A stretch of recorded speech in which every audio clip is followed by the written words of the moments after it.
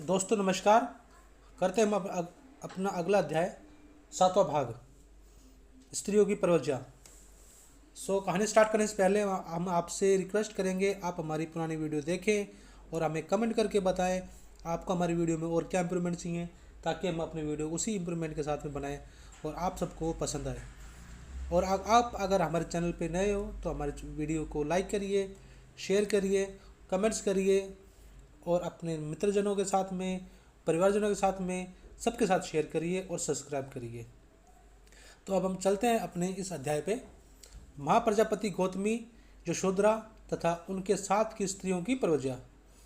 तब तथागत कपिलवस्तु में पिता के घर से पधार रहे थे तो शाक्य स्त्रियां भी संघ में प्रविष्ट होने के लिए उतनी ही उत्सुक थी जितने भी की पुरुष।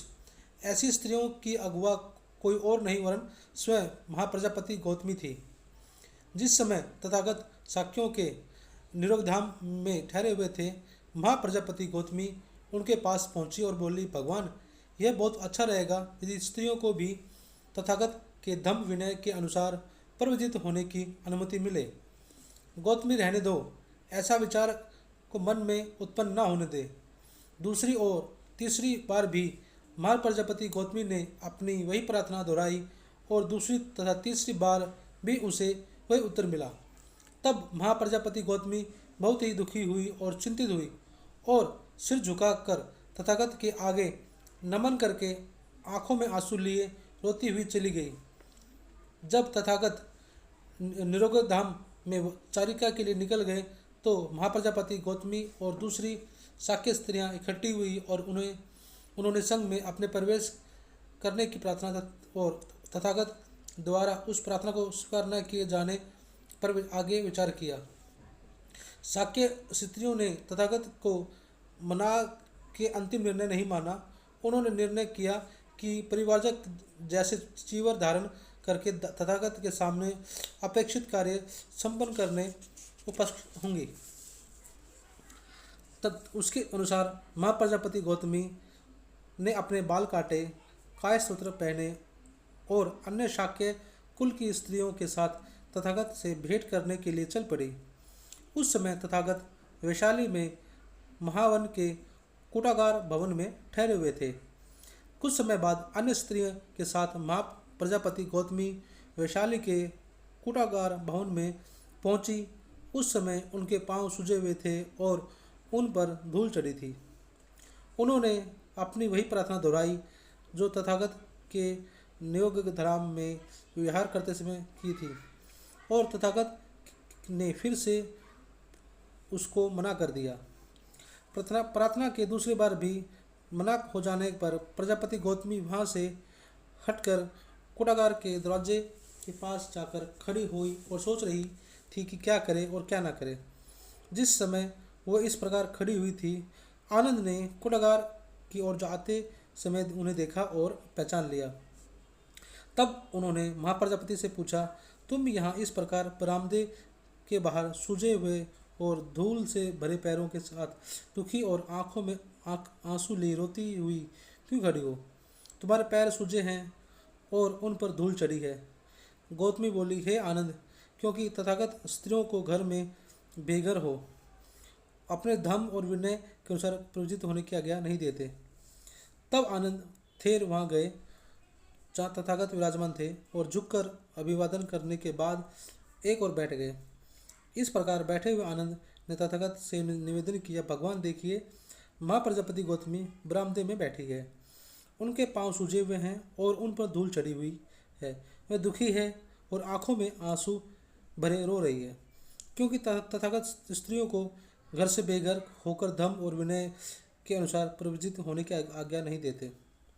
भगवान, कितने अच्छा हो यदि स्त्रियों को भी इच्छा अनुसार प्रवृत्त होने की आज्ञा मिल जाए। क्या महाप्रजापति गौतमी ने सिद्धार्थ की विशेष सेवा नहीं की है? जब माता का शरीरांत हो जाने पर मौसी की हैसियत से उन्होंने सिद्धार्थ का पालन पोषण किया और अपना दूध पिलाया। यह कितना अच्छा होगा भगवान, यदि स्त्रियों को भी घर से बेघर होकर तथागत के धर्म और विनय के अनुसार प्रवृत्त होने का अनुमति मिले। आनंद, बस रहने दो, स्त्रियों को प्रवजित होने की अनुमति नहीं मिलनी चाहिए। तीसरी बार भी आनंद ने वही शब्दों को अपनी प्रार्थना दोहराई और उन्हें तथागत को वही उत्तर मिला। तब पूजनीय आनंद ने तथागत से, भगवान, आपके द्वारा स्त्रियों को प्रवजित न करने का क्या आधार हो सकता है? भगवान जानते थे कि ब्राह्मणों का यह मत है कि शूद्रों और स्त्रियों कभी मोक्ष प्राप्त नहीं कर सकती, क्योंकि वे अपरिशुद्ध और हीन होती हैं। इसलिए वे शूद्रों और स्त्रियों को प्रव्रजा नहीं लेने देते।